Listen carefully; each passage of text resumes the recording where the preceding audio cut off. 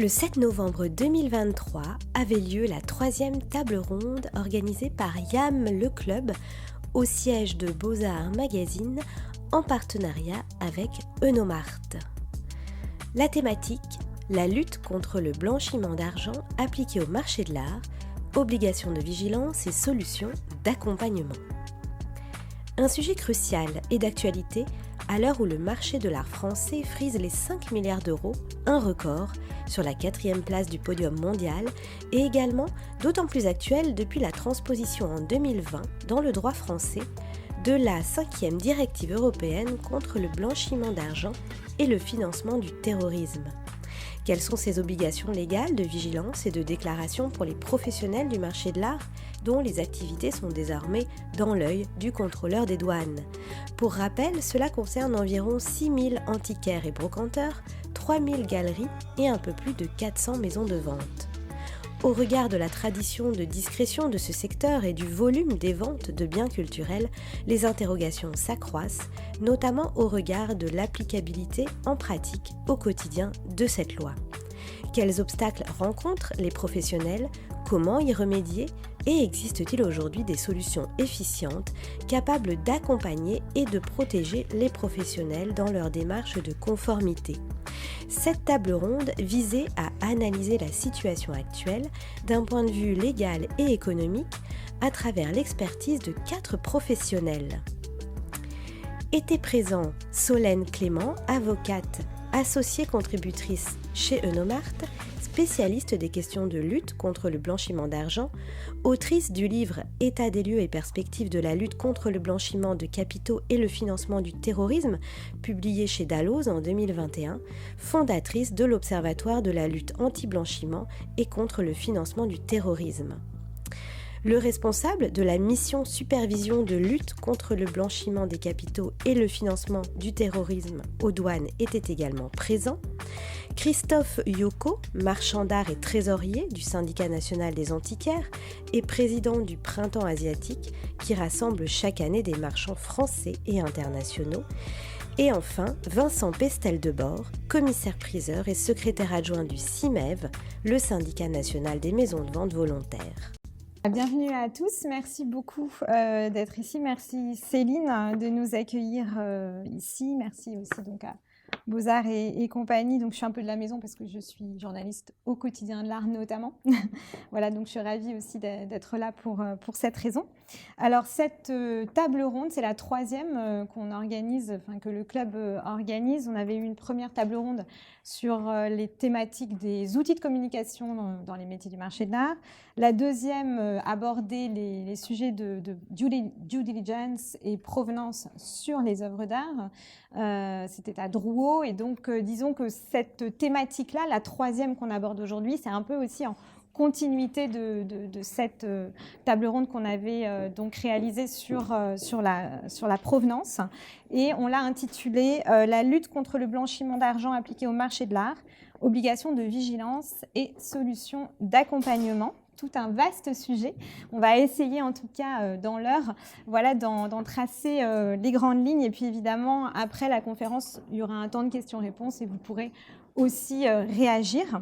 On va peut-être commencer justement par voir un peu quel est ce cadre légal, ce contexte juridique, de quoi on parle. Solène Clément, vous êtes avocate spécialisée sur ces questions, donc je vais vous inviter à parler en premier pour essayer de nous faire un petit cadre de ce contexte. On parle aujourd'hui d'un sujet d'actualité, mais est-ce que finalement l'assujettissement des négociants d'art et des maisons de vente à ces obligations LCBFT n'est pas plus ancien? Vaste question, merci beaucoup pour la présentation et la question.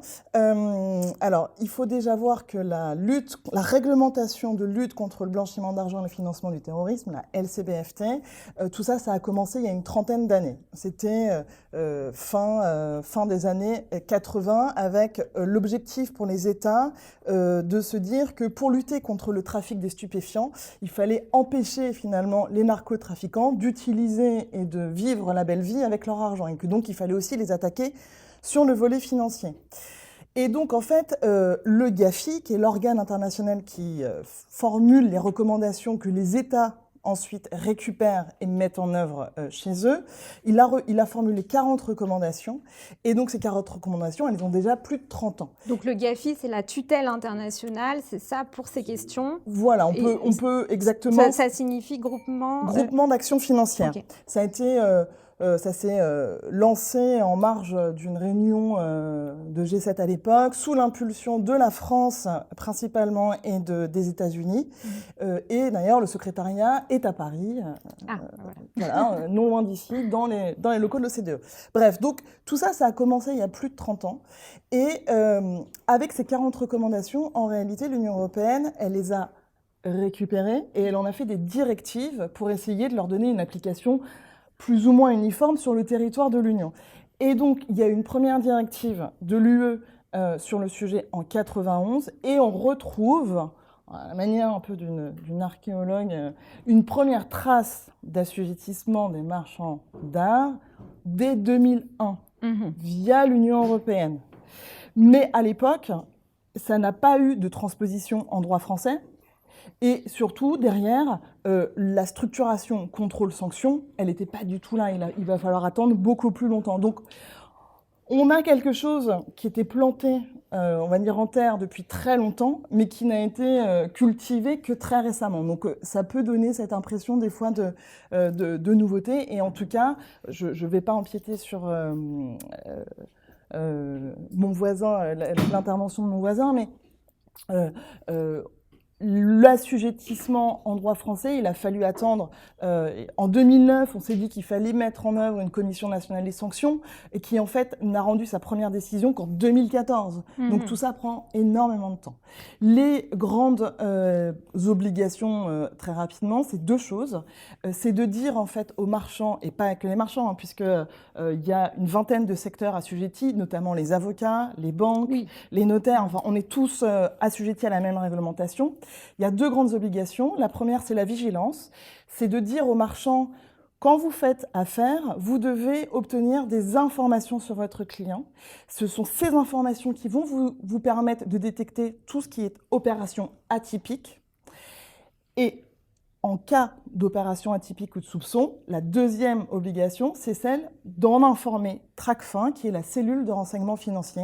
Et c'est Tracfin qui, derrière, va disséminer l'information auprès des services, police-justice. Donc, si on doit synthétiser, la lutte anti-blanchiment, c'est deux choses.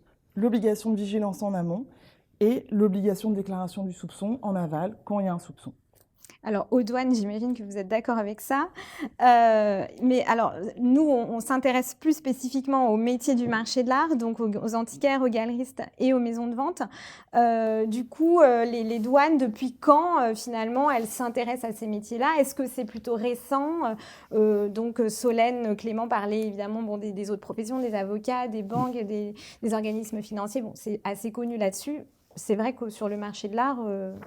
Qu'est-ce qui se passe? Qu'est-ce qui se passe? Non, il y a deux, en fait, il y a deux, je pense peut-être deux questions dans celle que vous posez. Donc déjà, d'un point de vue purement administratif, le choix, en fait,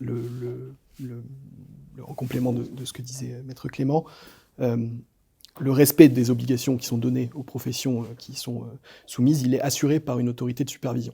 Donc, si vous prenez le secteur financier, qui est qui a été la priorité de l'activité de l'État en matière de contrôle du respect de ses obligations pour des raisons assez évidentes, à la fois de volume d'argent et de lieu où le blanchiment avait lieu. Ce contrôle, il est assuré par la Banque de France via une autorité qui s'appelle l'autorité de contrôle prudentiel et de supervision.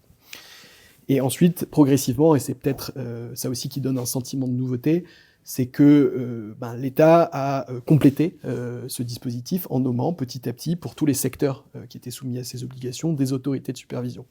Et pour la douane, la nomination et la compétence sur les marchands d'art et d'antiquités, elle est administrativement donnée à partir de 2016, avec un temps de latence et d'organisation, parce que c'est une mission qui est nouvelle pour l'administration des douanes, qui fait que ça va être opérationnalisé très progressivement entre 2016 et 2019, et les premiers contrôles d'opérateurs vont avoir lieu en 2019. panel de compétences de la douane a été récemment élargi suite à l'évaluation de la France par le GAFI. Parce que, voilà, comme le disait Solène, le GAFI il fixe des standards. Les standards, ils sont applicables par les États. Et les États, ils font l'objet d'un contrôle par cette organisation du respect de leurs engagements. Et contrôle qui donne lieu à un rapport public qui est assorti de recommandations et qui, pour la France, était notamment une recommandation très forte de renforcer la mise en œuvre de la LCBFT dans tous les secteurs non financiers, marché de l'art compris, et qui, pour la douane, s'est traduit par deux choses. D'une part, l'élargissement de notre périmètre de compétences, puisque, outre les marchands d'art et d'antiquités, on est désormais compétent en matière de supervision sur les commissaires-priseurs et sur les commissaires-priseurs opérateurs de vente volontaire, pas les commissaires de justice, et sur les négociants de pierres et métaux précieux. Et ensuite, en interne douane, et je pourrais y revenir, ça s'est traduit par une réorganisation aussi de notre dispositif pour se mettre en capacité de mettre en œuvre la mission qui nous est confiée de manière satisfaisante, aussi bien pour les marchands d'art et d'antiquités, pour les commissaires-priseurs et pour les négociants de pierres et métaux précieux dont nous sommes un interlocuteur, que pour l'État et nos autorités politiques qui attendent de nous une intensification de notre activité. Et l'autre aspect de la question, c'est pourquoi si tard ? Alors, là encore, j'ai partiellement répondu, mais il faut bien voir que le dispositif, le déploiement du dispositif de lutte anti-blanchiment, il est très naturellement orienté vers des secteurs, vers les secteurs les plus risqués, vers les plus prioritaires. Et c'est pour ça que l'État s'est d'abord intéressé au secteur financier, progressivement élargi au secteur non financier. C'est pour ça que l'immobilier est venu avant le marché de l'art. C'est parce qu'on est dans une approche progressive où il faut compléter notre dispositif, mais évidemment, on met, alors à niveau étatique, pas à niveau douane, les ressources vers les secteurs les plus prioritaires. Est-ce que ça veut dire, du coup, le fait qu'il y ait eu ce renforcement récent avec la création donc, de cette mission de supervision dont vous êtes le responsable, qu'il y avait eu des déclarations de soupçons qui étaient remontées à Tracfin et que du coup l'État s'est dit tiens, il y en a, ou alors pas du tout Alors, il y a très peu de déclarations de soupçons, en tout cas, qui émanent du milieu professionnel. Du milieu professionnel des marchands d'art, en tout cas des professionnels supervisés par la douane. Ça, c'est une chose. Je pense que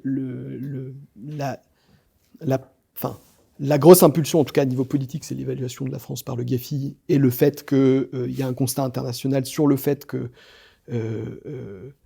on va dire que la mise en œuvre de la réglementation dans le secteur non financier est vraiment en retard par rapport à celle du secteur financier et que ça crée du coup une vulnérabilité en matière de blanchiment sur ces secteurs. D'accord.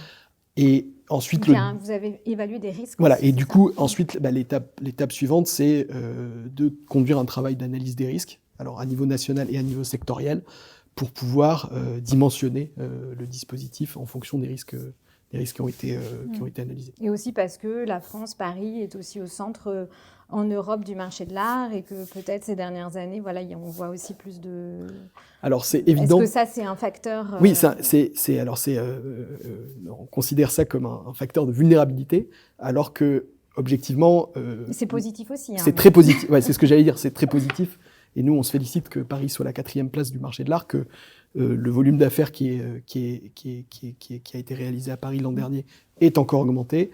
Je sais que ce n'est pas du tout la même réalité pour tous les professionnels du secteur, que tout le monde connaît pas des développements cohérents avec celui de l'ensemble du marché. Mais c'est tout simplement parce que si on pense blanchiment dans le marché de l'art, c'est lié à une marchandise. Et si vous souhaitez blanchir par ce marché, vous allez acquérir ou vendre cette marchandise, et pour acquérir et vendre cette marchandise, vous allez forcément aller vers les principales places de marché. Et donc, malgré eux, les États-Unis, la Grande-Bretagne, la France, la Chine, Hong Kong, Taïwan, les 4 grandes places de marché, donc malgré elles, sont forcément plus vulnérables en matière de blanchiment via le marché de l'art mécanique. Alors, avant juste de passer la parole aux 2 professionnels qui sont avec nous, une dernière chose, est-ce que vous diriez, puisque maintenant ça fait donc quelques années là, que vous êtes sur ce sujet-là pour le marché de l'art, que les professionnels du marché de l'art connaissent bien la réglementation?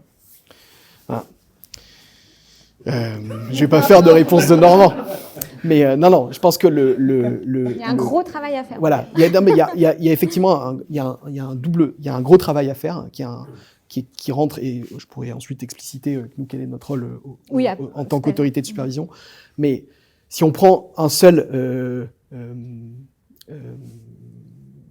indicateur qui est biaisé forcément, qui est le nombre de déclarations de soupçons,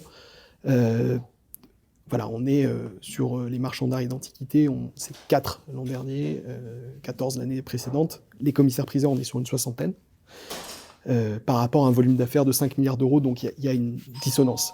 Et forcément, il y a une raison à cette dissonance, et une partie de la raison de cette dissonance, elle est à trouver dans le fait que je pense que cette réglementation, elle n'est pas encore bien connue et bien maîtrisée par l'ensemble des opérateurs.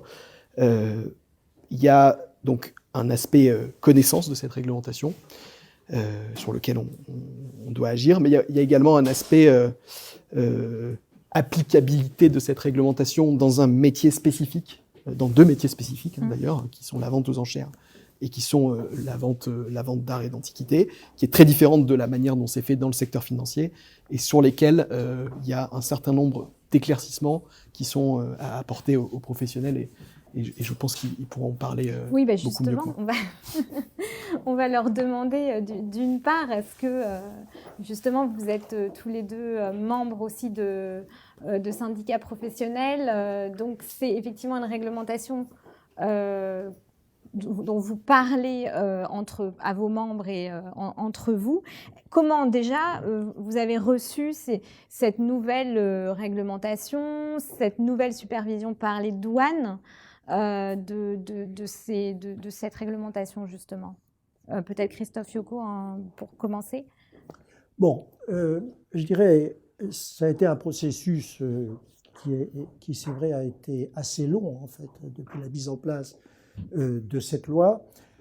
Ça a commencé, par exemple, par ce qui était paiement en espèces, où c'est vrai qu'une époque, c'était une pratique, pour des bonnes raisons ou de mauvaises raisons, qui pouvait être peut-être significative. Bon, là maintenant, on sait que nous sommes limités à 1 000 euros, donc je dirais déjà, ça contribue à éviter des situations anormales et illégales. Bon.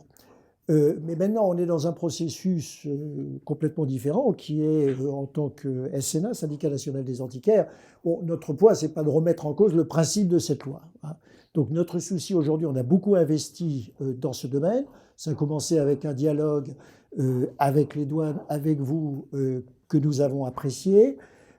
Avec notre objectif, c'est plutôt comment l'appliquer concrètement. Il faut quand même comprendre, nous, on est des petits marchands, on est des petits commerçants, hein. On a pas mal de nos adhérents, même si ça peut être des galeries connues, des sociétés unipersonnelles, où éventuellement il y a 2 employés, il y a 3 employés. Bon.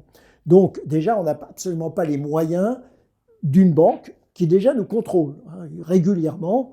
Hein, tous nos membres pourront dire, et même moi en tant que marchand, on a des questions qui viennent des banques en nous disant « Tiens, j'aurais besoin de la facture pour tel paiement, pour telle réception de fonds », ce qui est normal et que l'on fournit. Et il est évident que nous avons des moyens qui sont limités. Bon. Donc, c'est en fait comment l'appliquer. Et puis surtout, c'est là où on a focalisé notre action, et en travaillant en conjonction avec vous, qui est l'appliquer à notre métier, aux spécificités de notre métier. Je pense qu'il y a une différence, par exemple, par rapport à l'immobilier. Une transaction immobilière, ça prend du temps. Ça passe devant des notaires, il y a des documents qui doivent être fournis. Nous, on va avoir, dans 10 jours, on va être au FAB, Fine Arts La Biennale. Bon. On a des gens qui viennent sur notre stand. Il y a heureusement des gens qu'on ne connaît pas. Il y a nos clients que l'on connaît, mais il y a des gens aussi que l'on ne connaît pas, parce que si on va, c'est pour voir de nouveaux clients. On va essayer d'être les plus habiles possibles pour partager l'émotion qu'on a pour une pièce, parce que ça fait beaucoup partie de notre métier, avec des acheteurs potentiels. Et un acheteur va, on l'espère bien, se décider immédiatement, et dans certains cas, va même dire bah, « Écoutez, moi je vous règle par carte de crédit, je veux partir avec la pièce », ce qui n'est pas une chose qui est choquante, parce que comme on est en effet dans l'émotion, on se fait plaisir, un peu comme l'achat d'un bijou, on a envie de partir avec, à partir du moment où on le règle. Mais là, aujourd'hui, si on regarde ce qu'on appelle les lignes directrices de la loi, ce qui va nous régir, ce qui va être utilisé, j'imagine, par les contrôleurs, on serait en infraction aujourd'hui, tel que c'est défini. Puisque on va faire, après la vente, notre travail de due diligence, qu'on appelle de KYC aussi, comme appellent les banques, connaître son client. Et donc, ça va se passer après, des règlements par carte de crédit. Par carte de crédit, on ne sait pas d'où viennent les fonds. C'est pas évident. Je veux dire, on peut voir le nom de la banque, mais ultimement, d'où viennent les fonds, c'est aussi un souci. Donc aujourd'hui, pour terminer, je dirais, sur ce sujet, ce que nous faisons avec l'aide de nos avocats, c'est vraiment d'identifier toutes les situations spécifiques auxquelles nous devons faire face et qui sont importantes pour notre métier, qui sont même une survie, je dirais. Ce n'est pas simplement le luxe de certaines règles. Tous ces cas spécifiques, de manière à travailler justement avec les douanes, avec vous, pour que ces lignes directrices puissent évoluer et s'adapter à notre métier, sans bien évidemment remettre en cause l'application de la loi. Vincent Pestel-Desbordes, de votre côté maison de vente, vous ressentez aussi comme ça des réflexions, vous avez des réflexions ou des obstacles à l'application, à la mise en application de cette loi? Ça fait déjà longtemps. Nous sommes assujettis à Tracfin depuis une quinzaine d'années maintenant, je crois. Je passe sous votre contrôle. Et c'est très compliqué de faire comprendre aux confrères qu'il faut mettre en place des procédures de compliance, donc de conformité. Ce qui est très compliqué pour les confrères, c'est de comprendre qu'ils vont être, entre guillemets, contrôlés sur la méthode qu'ils ont mis en place pour arriver ou pas à une déclaration de soupçon. Ça, c'est un mécanisme intellectuel qu'ils n'arrivent pas à intégrer. Oui, c'est important, parce qu'en fait, ils peuvent être sanctionnés parce qu'ils n'ont pas fait de procédure. En gros, ils n'ont pas tout mis en œuvre, entre guillemets. Donc, c'est pas sur le la sujet. bonne volonté, finalement. Le sujet, c'est aucun dossier ne laisse transparaître. Même si tout est clean, s'ils n'ont pas de procédure, ils peuvent être sanctionnés. Et ça, c'est nouveau ou c'était déjà comme ça C'est le principe de la réglementation aujourd'hui, c'est-à-dire que tout peut être parfaitement clean, mais si les procédures ne sont pas en place, alors ça fait grief et ça fait fondement pour sanction. Donc ça, c'est le plus important. Ils ne comprennent pas que, moi, j'ai pas de déclaration, j'ai pas fait de transaction extraordinaire. Je vous rappelle que la moyenne des objets vendus en France, c'est de l'ordre de 100 €. Donc là, on parle de transactions au-delà de 10 000 €. Oui, ça, c'est bien de le préciser. Il faut le préciser. Donc, on va regarder et scruter toutes les transactions au-delà de 10 000 €. Il faut mettre en place ces process. Et c'est ça le message qu'il faut qu'on fasse passer, nous, en tant que syndicat, c'est qu'ils peuvent être sanctionnés même s'ils n'ont rien fait. Et surtout, s'ils n'ont rien fait. C'est-à-dire que même s'il n'y avait pas de déclaration de soupçon à faire, il n'y avait aucun cas de figure qui était digne de prendre 3 quarts d'heure, parce que le problème, c'est qu'une déclaration de soupçon, c'est à peu près un process de 45 minutes, ils peuvent être sanctionnés. Voilà. Et alors, avec des sanctions qui peuvent être rendues publiques. Ouais. L'obligation de publier, comme quoi ils ont été sanctionnés et qui n'ont pas respecté les règles de lutte contre le blanchiment. Donc sur la réputation, c'est très difficile. Il y a encore beaucoup d'efforts de communication, mais je crois que vous serez aussi présents à notre convention bientôt. Donc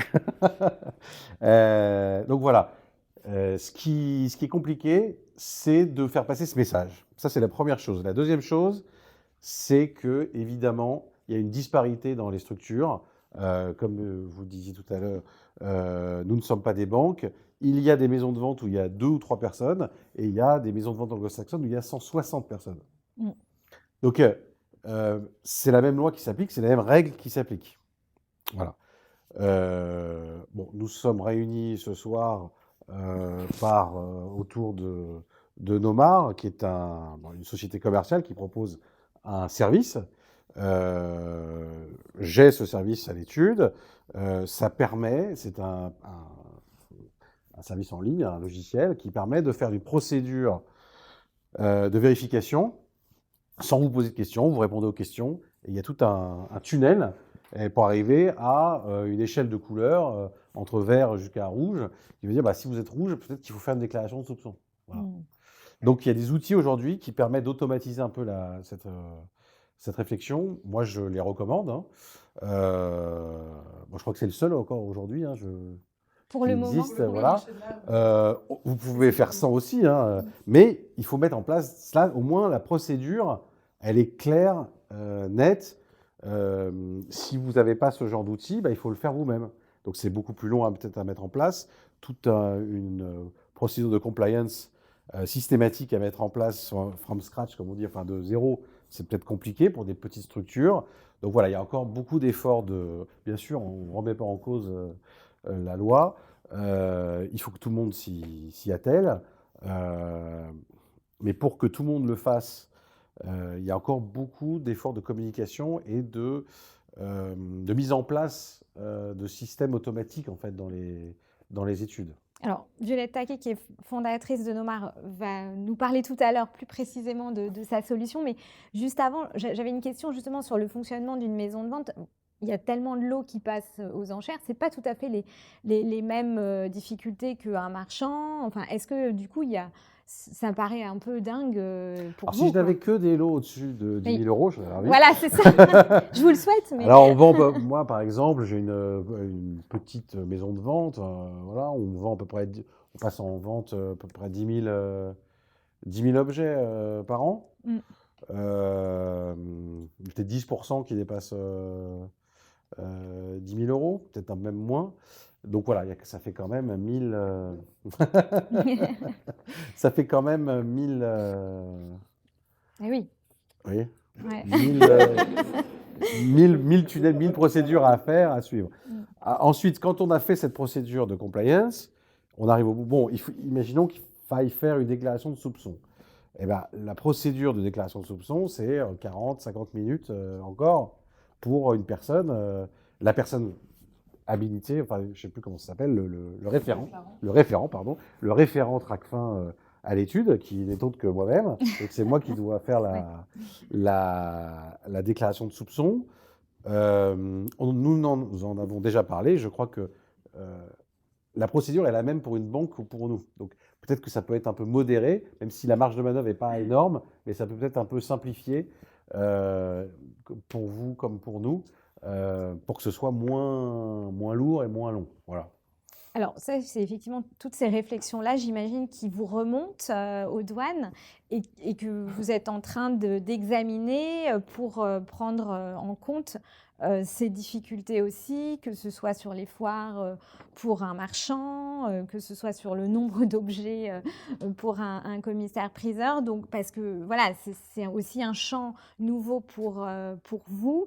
Vous êtes en train de réfléchir à d'autres applications, enfin une amélioration de la réglementation là-dessus ou des... Absolument. En fait, c'est le rôle même de l'autorité de supervision, d'expliciter en pratique la manière dont la réglementation doit être appliquée dans le secteur dont elle a la charge. Donc voilà, la CPR fait ça pour les institutions financières et décline. Voilà, vous êtes une banque de détail, c'est comme ça, vous êtes une banque d'investissement, c'est comme ça, vous êtes un changeur annuel, c'est comme ça, vous êtes un intermédiaire en financement participatif, c'est comme ça. Et à chaque fois, vous êtes sur des modèles d'affaires qui sont très différents et des modèles de mise en œuvre et du coup des attentes du régulateur qui sont très différentes. Donc nous, notre rôle, ce qui est attendu de nous en tant qu'autorité de supervision, c'est qu'on fasse exactement ça pour les 3 catégories d'opérateurs dont on a la charge et même au sein de ces catégories d'opérateurs pour les sous-catégories d'opérateurs. Parce qu'on a vraiment des modèles d'affaires qui sont très différents. Si je prends l'exemple qui ne nous concerne pas du tout aujourd'hui, qui est le secteur de l'or, des pierres et métaux précieux, vous avez des officines de rachat d'or, donc eux ils font du commerce de détail, vous avez des fondeurs raffineurs qui sont des industriels qui traitent de l'or en grande quantité, vous avez des négociants de pierres et perles qui en fait ne vendent qu'aux grandes maisons avec des gemmes qui sont achetées à l'étranger. Ben voilà, d'un point de vue pratique, la mise en œuvre, c'est un défi. Et donc ils ont des attentes vis-à-vis de nous. Et donc c'est pour répondre à ces attentes qu'il y avait un gros besoin de réorganisation de notre dispositif. Donc on avait des responsabilités qui étaient éclatées entre différents services des douanes. Et on a choisi en fait d'unifier tout ça, d'avoir un seul interlocuteur, donc la mission supervision LCBFT, qui soit chargé de l'ensemble de l'activité. Donc l'activité, elle a deux volets.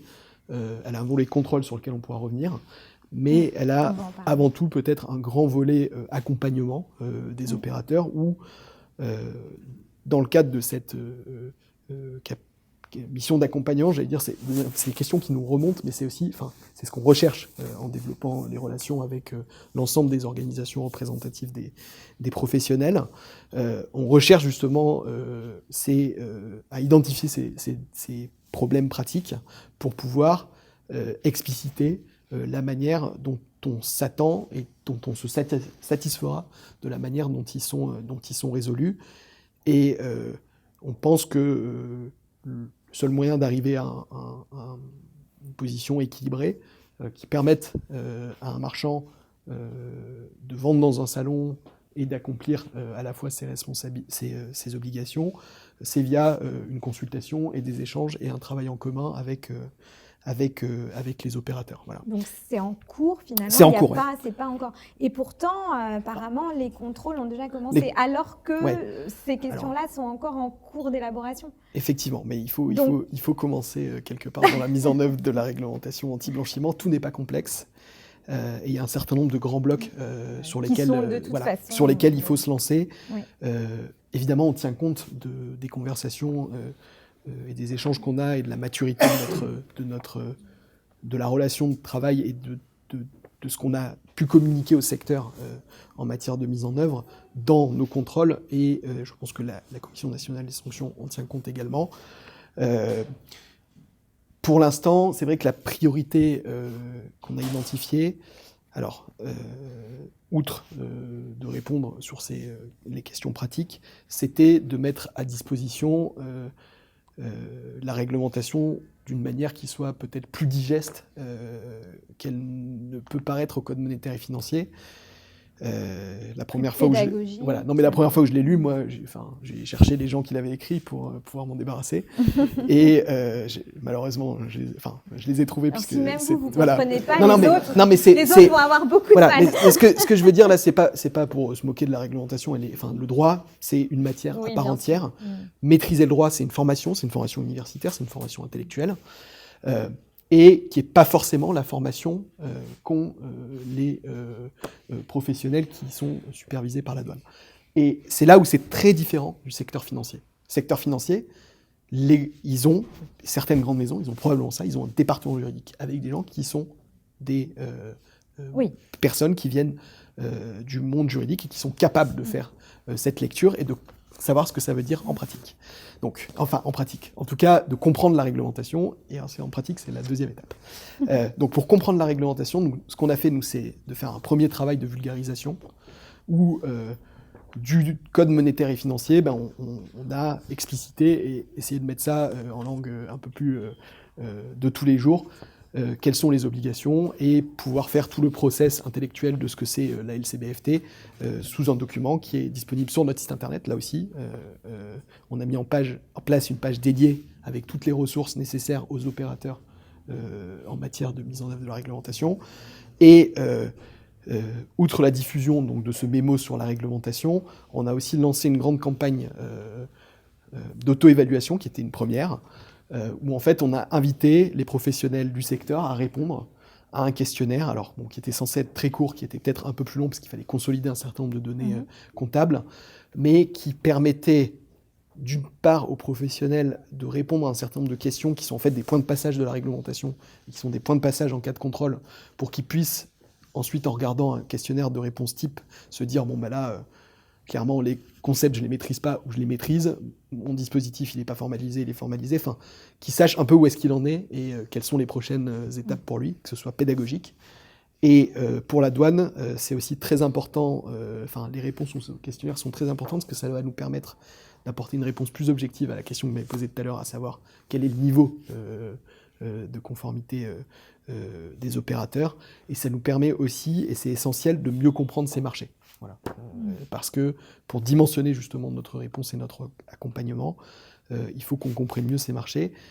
Et pour terminer, le vrai défi auquel on est confronté, c'est qu'on évolue dans un monde qui est très marqué par les pratiques du secteur financier. C'est là, la référence, elle est là, elle est dans le secteur financier. Et on a affaire à un métier commerçant. Et ça nous a été dit tout de suite, si on ne le comprend pas et si on n'arrive pas à en tenir compte, la réglementation, elle va rester très difficile à mettre en œuvre en pratique, parce que la réalité, c'est que si vous faites de la LCBFT dans une banque, vous êtes derrière votre ordinateur et vous n'avez pas un client en face de vous. Vous avez le client de votre banque, mais il est au format numérique, c'est pas un être humain. Si vous êtes les marchands d'art ou un commissaire-priseur, vous avez la personne en face de vous. Vous avez un client, vous avez une relation qui est parfois personnelle, et ça a un gros impact. Alors, c'est à la fois une chance pour l'opérateur, parce que dans la connaissance de la personne vis-à-vis qu'il a en face de lui, c'est un vrai plus, mais c'est aussi un défi, parce que ça va impliquer un tact, ça va impliquer une manière de mettre en œuvre qui va être très différente, et qui aujourd'hui, alors, c'est pas, dans l'immobilier, c'est un peu la même chose, pour évidemment, les avocats, les notaires, c'est un peu la même chose, donc c'est pas totalement hors sol, mais sur des métiers commerçants, ça reste quand même relativement nouveau. Oui, il y a ce côté effectivement où on a des clients, on n'a pas forcément envie de leur demander tout. Il y a des relations de confiance, la discrétion du métier, tout ça, c'est important pour vous. Oui, et c'est pour ça justement que aujourd'hui, nous nous focalisons sur l'application de cette réglementation. Donc j'ai déjà fait remonter, je crois, 12 cas spécifiques à notre métier, où aujourd'hui on est un petit peu dans la pénombre et en cas de contrôle, en fait, où on pourrait être exposé, parce que c'est notre souci, et c'est ce que vous disiez aussi, c'est on fait des contrôles, on fait tout ce que l'on peut, mais on risque aujourd'hui de se retrouver en situation très défavorable en cas de contrôle. Alors, soit parce que ce sont des domaines spécifiques, j'ai parlé par exemple des ventes sur une foire, mais également la question des procédures, ainsi de suite. Et c'est pour ça qu'au niveau du syndicat, là, on investit de manière très très sérieuse on va organiser des séances de formation pour tous nos confrères et consoeurs qui vont commencer en décembre. On va leur définir des procédures, des trames sur la manière d'opérer, de manière que tout le monde se mette à niveau. Et je dirais que c'est notre intérêt aussi, parce qu'une époque que moi je n'ai pas connue, parce que je suis rentré dans ce métier tardivement, où il y avait beaucoup de transactions qui pouvaient se faire offshore, je ne sais quoi et tout, ça crée une concurrence déloyale. Si on a un marchand sur un salon qui ne demande pas de carte d'identité, qui ne fait pas ces vérifications nécessaires, qui accepte de faire certaines ventes que nous n'avons pas le droit de faire, c'est une concurrence déloyale. Donc pour cette raison, je dirais que bien sûr, on doit appliquer la loi, ça ne se discute pas, mais ensuite, il faut que tout le monde se mette au diapason. Mais qu'également, on ne soit pas exposé de manière très frustrante et qui puisse remettre en cause même notre activité, parce qu'on est tellement petit, soyons clairs, nos galeries, parce qu'il y a un contrôle et on a ces situations spécifiques qui font que si on n'accepte pas de faire une vente sur un salon, notre activité va péricliter. Voilà le problème. Donc c'est pour ça qu'on a ce dialogue et on se félicite de ce dialogue, soyons clairs, de faire remonter nos cas spécifiques pour espérer, escompter que ce sera pris en compte d'abord dans les modifications de ce que vous appelez ligne directrice et bien évidemment dès maintenant, j'espère, par les contrôleurs qui peuvent venir nous voir et voir notre conformité avec ces domaines. Alors justement, Solène Clément, est-ce que vous pouvez nous décrire un peu quelles sont ces obligations, parce que vous avez donc construit l'outil Eunomar qui vise à accompagner du coup ces professionnels, et donc vous avez rédigé un certain nombre de questions, vous avez mis en place, j'imagine, tout un formulaire où quand on est en tout cas adhérent de Eunomar, on rentre, on répond à différentes choses, et j'imagine que ça correspond aux obligations de vigilance, ce qu'il est nécessaire aujourd'hui de faire pour être en conformité avec cette loi. Donc ça, c'est la première chose. Et puis ensuite, on parlera peut-être de l'organe de contrôle. Alors, au sein de l'obligation de vigilance, la première, la grande, c'est déjà savoir avec qui on fait affaire. Donc, identifier son client et derrière, vérifier que l'identité que notre client nous a donnée corresponde bien à la réalité de sa pièce d'identité. Donc déjà, c'est obtenir le nom, prénom, la date et le lieu de naissance, et d'obtenir et de garder la copie de la carte d'identité. Donc c'est des choses extrêmement formelles, mais c'est des techniques et c'est des habitudes à mettre en place. Il faut aussi bien avoir en tête que la réglementation de lutte anti-blanchiment, c'est une réglementation de transparence. Donc le but ultime, c'est d'obtenir de l'information. Et ça se décline derrière sur obtenir des informations sur qui est cette personne, pourquoi elle veut acheter cette pièce, pour venir détecter ce qui serait incohérent, ce qui serait un peu farfelu et qui pourrait être un indicateur qu'il y a finalement cette personne, elle n'est pas là pour les bonnes raisons et ça pourrait être un soupçon. La première étape, c'est l'identité, l'identification. Derrière, vous avez du coup la question en effet, de l'intérêt. En tout cas, c'était à l'époque ce qui avait déjà été mis dans les lignes directrices qui poussaient, les lignes directrices de 2017, qui poussaient dans le sens de venir appréhender l'appétence pour la matière artistique de la personne. Ça va être aussi sa capacité financière, puisque le nerf de la guerre dans la lutte anti-blanchiment, c'est aussi de savoir quelle est l'origine des fonds. Donc, est-ce que cette personne est en capacité de financer l'œuvre qu'elle souhaite acheter ? Et puis derrière, il y a des choses plus complexes, un peu plus techniques de réglementation, mais le Code monétaire et financier, qui est donc le véhicule juridique pour la lutte anti-blanchiment, identifie lui-même des situations qu'il considère à risque. Et donc, ça veut dire que c'est l'obligation qui pèse sur tous les professionnels concernés, c'est déjà d'être en mesure de connaître cette obligation, cette situation à risque, d'être en mesure de la détecter. Quelque chose de tout simple, c'est un concept, peut-être que vous en avez déjà entendu parler, celui de personnes politiquement exposées. Ce concept, il a été créé en fait pour lutter contre la corruption en partant du postulat que les personnes qui ont des fonctions juridictionnelles, politiques ou militaires élevées, elles sont par nature plus exposées à des pots de vin, à de la corruption, et que du coup c'est quelque chose qu'il faut combattre. Et donc ça s'est traduit dans la réglementation par le développement de ce concept de personnes politiquement exposées. Donc ça veut dire qu'il faut être en mesure de savoir si notre client est une PPE. Et puis derrière la PPE, il faut être en mesure de le gérer tel que le Code monétaire et financier l'impose. Et donc c'est tout ça qui a été, que j'ai mis dans l'outil. Et ça vient aussi, du coup, il existe d'autres outils automatisants qui permettent d'aller chercher de l'information, parce que la question du temps qu'on y passe, c'est forcément une question de coût. Le coût de la compliance, c'est un vrai coût. Et donc, déjà, on s'est dit que si on pouvait automatiser au maximum, ça fait gagner du temps. Et donc, du coup, on espère que ça fonctionne. Et aussi, dans la mesure où on est sur une réglementation de formalisation, quand les utilisateurs de Nomart répondent à la question « Est-ce que vous êtes posé la question sur les personnes politiquement exposées ?»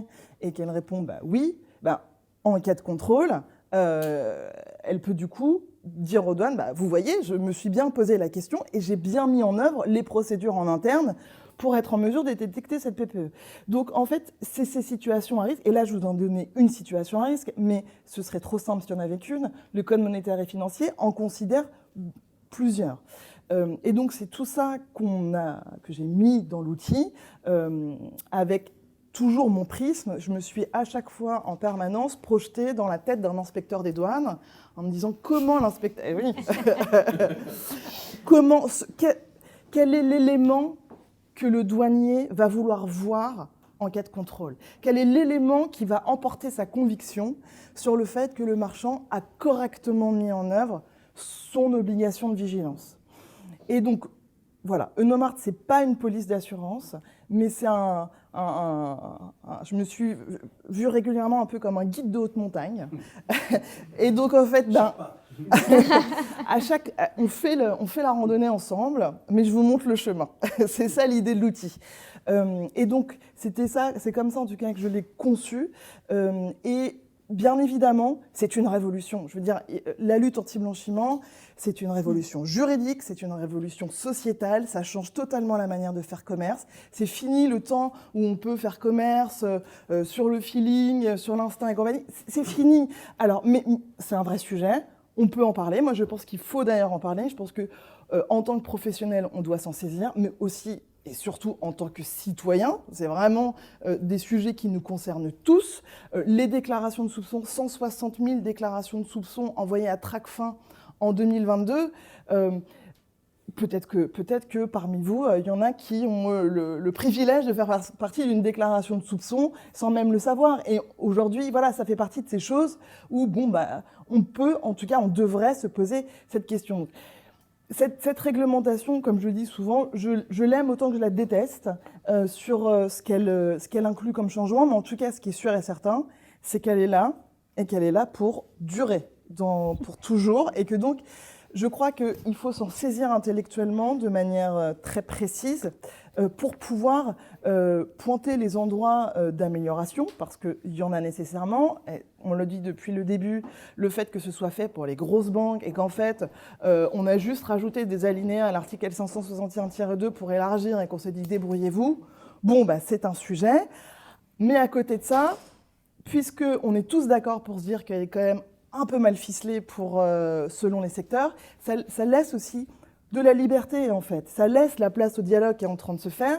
Et moi, je crois aussi que, en tout cas en tant qu'avocate, ce que j'aime bien, c'est quand il y a des trous.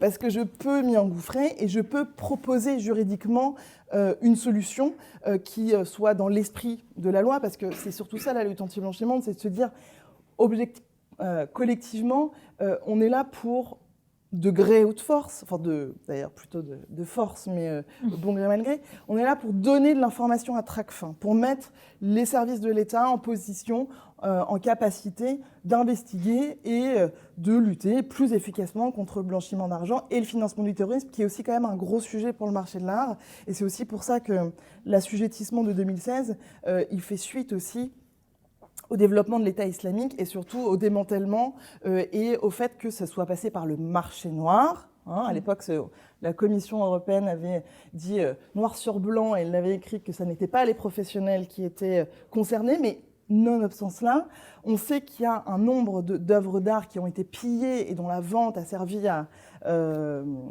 financer l'État islamique. Donc, c'est aussi un vrai sujet. Donc, tout ça, c'est fait pour lutter contre ces infractions qui sont des fléaux de société. Et bien évidemment, collectivement, on est tous, normalement, d'accord pour lutter contre le blanchiment d'argent et le financement du terrorisme.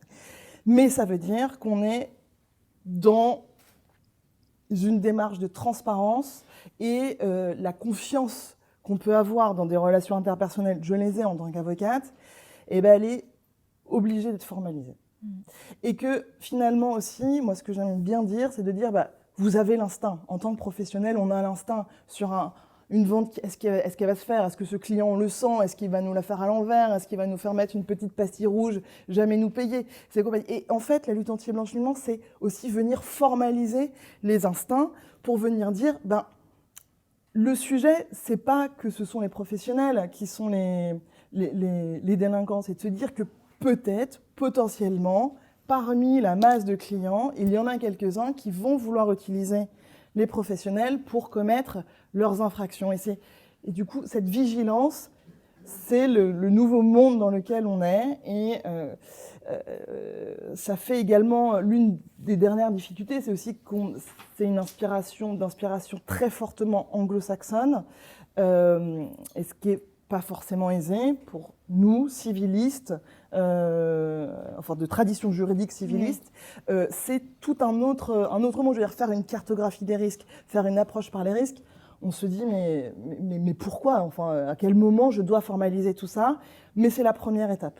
Et c'est l'étape qui va nous permettre ensuite, je crois, en tout cas collectivement, de faire avancer les choses et de dire en effet, là, on peut faire différemment. Et est-ce que c'est efficace? On peut aussi se poser la question. Moi, j'aimerais bien aussi qu'on se dise, tiens,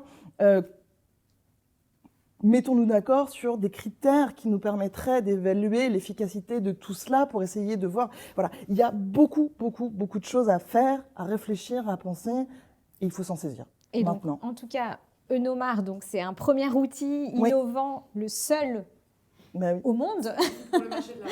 spécifique pour le marché de l'art. Vincent Pestel-Debord, vous nous avez dit que c'était un outil qui vous aide, qui est efficace, que vous utilisez.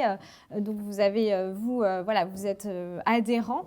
Et en fait, Violette Taquet est avec nous. Donc juste, j'avais envie peut-être que vous nous présentiez en quelques mots cette solution et surtout de savoir combien, alors c'est très récent, je crois que ça date de 2 ans à peu près, combien vous avez de clients, combien de commissaires-priseurs, combien de marchands. Aujourd'hui, on accompagne plus d'une 50aine de professionnels. Ça fait 1 an et demi qu'on a sorti la première version de notre outil. Aujourd'hui, on a quelque chose qui est vraiment abouti, qui continue de s'améliorer de jour en jour. Et donc, plus d'une 50aine de professionnels, dont des commissaires-priseurs, des grandes maisons comme des plus petites aussi en province. Idem pour les antiquaires et galeristes. On a des très grosses galeries parisiennes, comme des beaucoup plus petits professionnels qui disent « Mais moi, je fais 10 ventes par an à plus de 10 000 €. » Mais certains adhèrent en disant « Mais en fait, je suis sûre d'avoir le bon guide et de mettre, quand il faut, les mesures de vigilance complémentaires en place. D'avoir les warnings quand c'est une activité professionnelle à risque, une personne politiquement exposée, il faut que je fasse ça, qu'est-ce que je fais à quel moment ?» Donc encore une fois, Solène le disait, c'est pas une façon de dire « j'ai payé le logiciel, je suis conforme ». C'est vraiment, il faut mettre les mesures en place, il faut suivre le guide. Et au début, quand vous êtes arrivé là, comme ça, avec cet outil, quelles ont été les réactions ? Forcément, ça fait plaisir à personne parce que c'est une directive, c'est une charge de travail complémentaire. C'est évident que personne ne saute au plafond en se disant « je vais devoir poser des questions en plus à mes clients ». C'est hyper intrusif, c'est du boulot. C'est aussi, beaucoup utiliser le mot délation, c'est quand même dénoncer des clients avec qui on a des relations d'affaires. Donc, il y a toutes ces réactions-là qui arrivent. Et évidemment, on l'entend. Mais ça, c'était au début. Et en fait, maintenant, de plus en plus, on voit que ça évolue dans les mentalités, que les professionnels comprennent le sujet, le prennent à bras-le-corps. Et finalement, quand ils commencent à le mettre en place, moi, j'ai l'expérience via Enomart, mais les professionnels qui suivent notre outil disent, en fait, une fois qu'on le met en place et qu'on met les mains dedans et qu'on commence à s'activer un petit peu sur le sujet, et ben, ça va de plus en plus vite. On sait ce qu'il faut faire. Allez, on y va et ça fonctionne comme ça. Donc finalement, c'est une charge de travail, c'est sûr, mais c'est réalisable. Alors, d'autant plus pertinente, peut-être que je vais je vais vous rappeler à votre place que peut-être pour conclure cette table ronde, on va parler de cette fameuse Commission nationale des sanctions dont on a évoqué souvent. On a beaucoup parlé là de la notion de vigilance, de mise en conformité, de tout ce qu'il faut faire, mais effectivement, il y a cet outil-là aussi parce que la Commission nationale des sanctions se penche réellement sur ces métiers-là aujourd'hui et va commencer à sévir, j'allais dire, entre guillemets. Je crois qu'il y a une première, justement, décision qui a été rendue pas publique, donc on ne sait pas encore ce que c'est, mais voilà, ça arrive. Alors, je ne sais pas si Solène ou peut-être les douanes, comment c'est peut-être vous d'abord qui pouvez nous dire comment ça fonctionne. Alors, donc je dirais un petit mot sur, sur l'autre volet de notre activité en tant qu'autorité de supervision et au sein de la mission supervision anti-blanchiment. Donc, on a une équipe et une partie de notre activité dédiée à l'accompagnement des professionnels, mais on a aussi le gros en fait de notre équipe qui va contrôler individuellement le respect de la mise en œuvre des obligations par les acteurs de manière individuelle.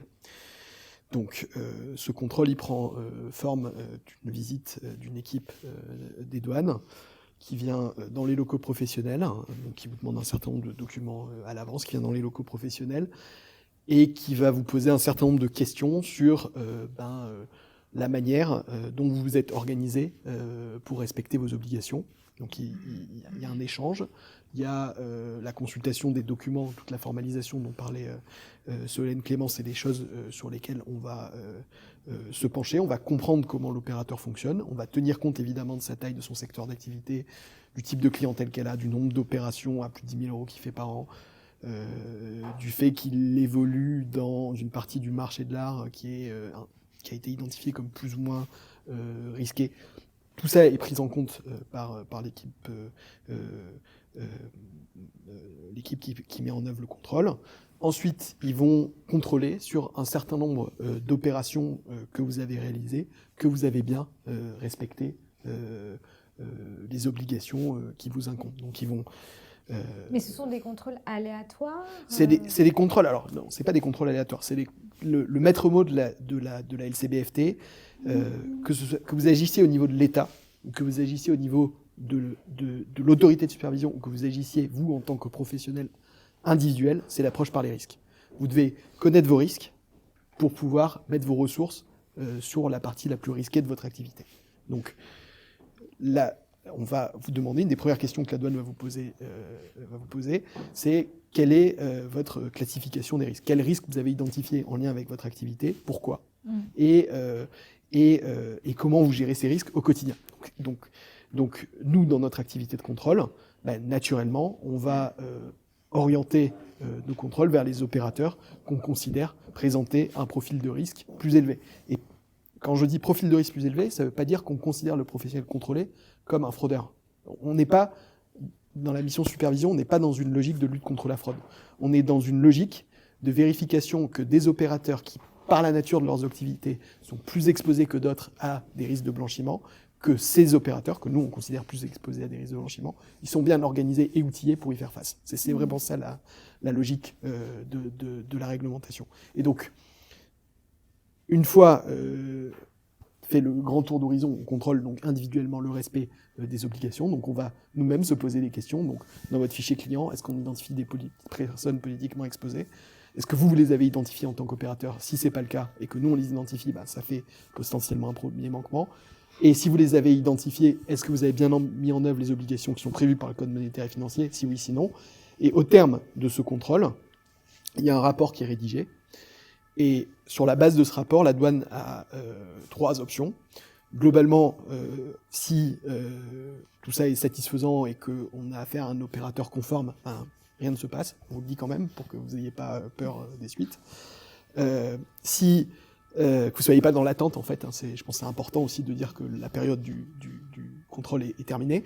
Si on identifie des manquements qui relèvent plus d'amélioration, on va rédiger une lettre d'injonction au professionnel en lui demandant sous X mois de se mettre en conformité sur tel ou tel aspect qu'on aura constaté, puis avec évidemment un suivi derrière.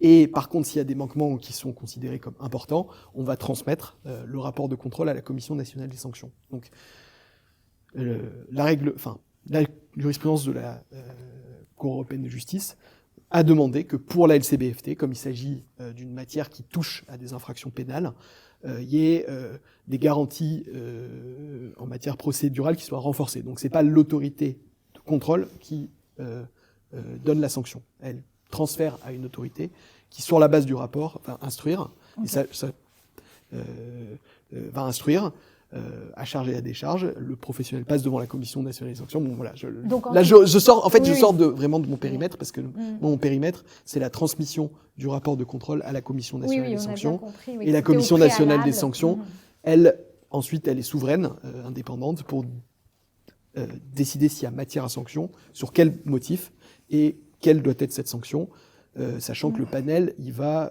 du blâme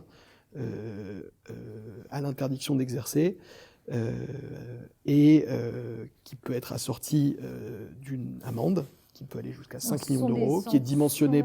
disciplinaires, pénales... C'est la sanction administrative. Et elles sont toutes cumulables, et la CNS les cumule. Tout le temps. Ok. Voilà. Bon. Vous êtes prévenus. Donc, c'est public, il suffit d'aller sur le site. Sanctions, donc, si tout s'est bien passé avec un bon avocat, par exemple, on s'en sort avec un blâme, un avertissement. Mais si on n'est pas dans ce cadre-là, la sanction pécuniaire jusqu'à 5 millions d'euros contre l'entreprise, mais aussi le dirigeant à titre personnel. À chaque fois, c'est les deux qui sont visés dans les procédures, donc on a vraiment l'effet qui se coule. L'interdiction d'exercice avec ou sans sursis, là, en ce moment, la commission, elle monte jusqu'à 1 an. Et d'ailleurs, c'est pour la première décision du marché de l'art, je crois qu'on est plutôt dans ce quantum-là. Et l'autre, et je crois que c'est vraiment la sanction la plus compliquée, c'est que c'est la sanction de réputation, dans la mesure où la CNS fait obligation aux professionnels sanctionnés de publier la sanction dans des journaux que la commission elle-même choisit. Ok. Et elle est extrêmement pertinente dans le choix des publications, vraiment très pertinente. Bon. Et non, c'est surtout que avant 2020, avant la réforme de 2020, la sanction était par principe anonyme et par exception nominative si le professionnel était particulièrement de mauvaise foi ou le dossier vraiment grave. Et en 2020, 13 février 2020, changement de paradigme, par principe, la sanction est nominative.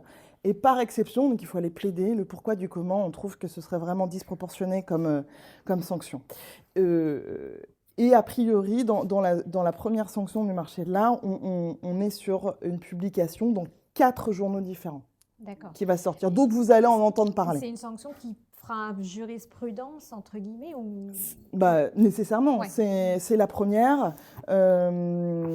Après, la CNS, ça fait du coup 10 ans qu'elle rend des décisions. Ouais.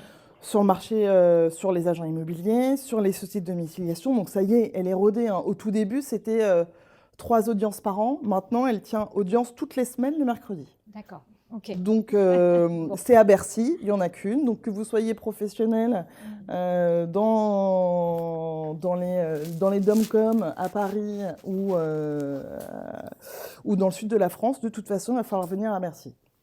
Alors, le mot de la fin, parce que je crois qu'on arrive un peu à la fin de notre heure. Peut-être avec nos 2 professionnels, Vincent Pestel-Debord, est-ce qu'avec Onomar, vous vous sentez plus protégé maintenant? Je vais vous répondre par un exemple. On a parlé tout à l'heure des PPE, des personnes politiquement exposées. Comment voulez-vous que je sache quelles sont les personnes politiquement exposées si je n'ai pas accès à une base de données? Donc c'est ce que propose entre autres, bien sûr, Onomar, c'est qu'on rentre le nom du client et que le logiciel, la plateforme, va aller interroger les bases de données de PPE. Voilà, donc ça, c'est quelque chose que vous ne pouviez pas faire concrètement tout seul. Non, à part... Voilà. Si, de manière empirique, aller chercher sur Internet, rentrer Voilà, le nom de la c'est ça. personne, voir si Oui. il n'était pas maire d'une petite ville. Parce que c'est les personnes politiquement exposées, c'est pas seulement les huiles de l'État. Hein, c'est à partir de maire, vous êtes PPE. Alors, inversement, Christophe Yoko, vous qui n'utilisez pas encore ou pas Onomar, peut-être bientôt, comment vous faites pour être sûr, finalement, d'être dans les clous avec ces nouvelles, de tout ce qu'on a parlé là, ces nouvelles réglementations? Moi, je dirais, je pense, notre métier, vous avez utilisé le mot confiance tout à l'heure, notre métier, à la base, c'est d'obtenir la confiance de nos clients. Et la confiance de nos clients, elle dépend de notre réputation. Bon. Donc, on a vu des affaires dans des faux meubles, sièges, ainsi de suite, qui sont en train d'être jugées en ce moment. Je dirais au moins, il y a eu un effet bénéfique, c'est, je pense que ça assainit le marché dans ces domaines-là. Bon. Là, je dirais que c'est la même chose. On doit travailler avec des clients et des transactions, je dirais, qui sont claires, qui sont nettes. Moi, j'ai toujours été intéressé depuis le début, peut-être parce que j'étais dans la banque, il ne faut pas le dire, parce que c'est un métier un peu honteux autrefois, mais ce qu'on appelle le KYC, Know Your Clients. Et pourquoi c'est intéressant de le faire? D'une part, pour répondre en effet aux lois anti-blanchiment, mais également parce que moi, ça m'intéresse, lorsque je vois un client, c'est de savoir son potentiel, de savoir qui il est. Donc de toute façon, je dirais que c'est un peu dans notre ADN, si on est professionnel dans notre métier, de connaître notre client. Et en plus de se dire, oui, je vais travailler avec lui, parce que c'est quelqu'un qui n'est pas politiquement exposé, ou disons qui a une activité tout à fait légale, et donc je ne vais pas non plus être impacté en termes de réputation. Parce qu'il faut quand même, et ce serait peut-être mon dernier mot, on a quand même été blessé, je dirais, par ces affirmations d'il y a quelques années en disant que le marché de l'art était une source très importante de financement du terrorisme. Alors heureusement aujourd'hui, mais on ne le dit pas assez, mais il y a des études récentes, ce n'est pas seulement des articles, des études récentes qui ont montré que justement le marché de l'art a un rôle bien moins important que ce que l'on pensait dans ce domaine-là. Et je pense qu'en plus dans un pays comme la France ou dans les pays de la communauté européenne ou l'Angleterre ou les États-Unis, je pense que là aussi la situation est complètement différente de ce qui a été dit une époque. Après, il peut toujours se faire des transactions dans des pays plus exotiques ou avec des réglementations qui sont beaucoup plus légères. Mais là, aujourd'hui, on parle de la France. Donc, pour terminer, je dirais, pour moi, notre objectif avec les actions que nous menons, c'est de vraiment développer une culture d'intégrité, de sérieux, de respect de réglementation dans tous les domaines. Mais toujours avec ce souci que nos petites entreprises, je reviens toujours à ça, on puisse l'appliquer concrètement. Alors merci beaucoup à tous les quatre pour votre expertise.